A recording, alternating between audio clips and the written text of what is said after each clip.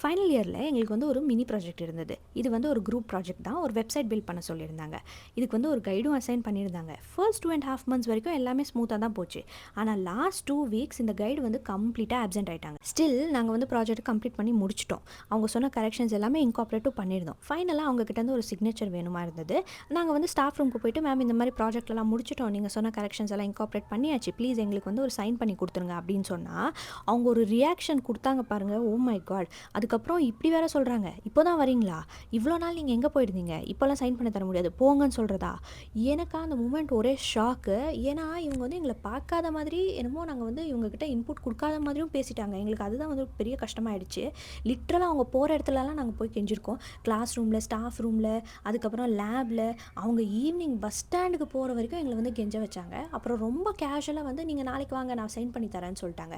அவங்க சைன் அவ்வளோ இம்பார்ட்டண்ட்டாக இருந்தது. ஏன்னா அவங்க சைன் பண்ணலன்னா எங்களால் வந்து எக்ஸாம் அட்டென்ட் பண்ண முடியாது.